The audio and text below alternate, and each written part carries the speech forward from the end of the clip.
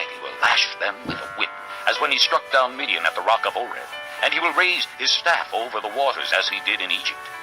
In that day their burden will be lifted from your shoulders, their yoke from your neck. The yoke will be broken because you have grown so fat. They enter Ai, they pass through Migron, they store supplies at Michmash. They go over the pass and say, "We will camp overnight at Geba." Ramah trembles, Gibeah of Saul flees. Cry out, O daughter of Galim. Listen, O Laisha, poor Anathoth. Madmanah is in flight. The people of Gebim take cover. This day they will halt at Nob. They will shake their fist at the mount of the daughter of Zion, at the hill of Jerusalem. See, the Lord Almighty will lop off the boughs with great power. The lofty trees will be felled, the tall ones will be brought low. He will cut down the forest thickets with an axe. Lebanon will fall before the mighty one. Chapter 10. Woe to those who make unjust laws, to those who issue oppressive decrees to deprive the poor of their rights and withhold justice from the oppressed of my people, making widows their prey and robbing the fatherless. What will you do on the day of reckoning, when disaster comes from afar? To whom will you run for help? Where will you leave your riches? Nothing will remain but to cringe among the captives or fall among the slain.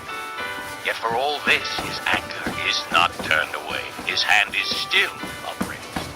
Woe to the Assyrian, the rod of my anger, in whose hand is the club of my wrath. I send him against a godless nation. I dispatch him against the people who anger me, to seize loot and snatch plunder and to trample them down like mud in the streets. But this is not what he intends. This is not what he has in mind. His purpose is to destroy, to put an end to many nations. Are not my commanders all kings, he says? Has not Calno fared like Carchemish? Is not Hamath like Arpad and Samaria like Damascus? Has my hand seized the kingdoms of the idols, kingdoms whose images excel those of Jerusalem and Samaria? Shall I not deal with Jerusalem and her images, as I dealt with Samaria and her idols? When the Lord has finished all his work against Mount Zion and Jerusalem, he will say, I will punish the king of Assyria for the willful pride of his heart and the haughty look in his eyes. For he says, by the strength of my hand I have done this, and by my wisdom, because I have understanding.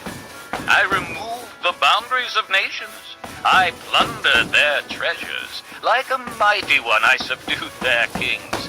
As one reaches into a nest, so my hand reached for the wealth of the nations. As men gather abandoned eggs, so I gathered all the countries. Not one flapped a wing or opened its mouth to chirp. Does the axe raise itself above him who swings it, or the saw boast against him who uses it? As if a rod were to wield him who lifts it up, or a club brandish him who is not wood. Therefore the Lord Almighty, will send a wasting disease upon his sturdy warriors. Under his pomp a fire will be kindled like a blazing flame. The light of Israel will become a fire, their Holy One a flame. In a single day it will burn and consume his thorns and his briars. The splendor of his forests and fertile fields it will completely destroy, as when a sick man wastes away. And the remaining trees of his forests will be so few that a child could write them down. In that day, the remnant of Israel, the survivors of the house of Jacob, will no longer rely on him who struck them down, but will truly rely on the Lord, the Holy One of Israel. A remnant will return. A remnant of Jacob will return to the mighty God. Though your people, O Israel, be like the sand by the sea, only a remnant will return.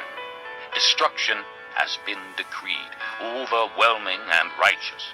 The Lord Almighty, will carry out the destruction decreed upon the whole land. Therefore, this is what the Lord Almighty says. O my people who live in Zion,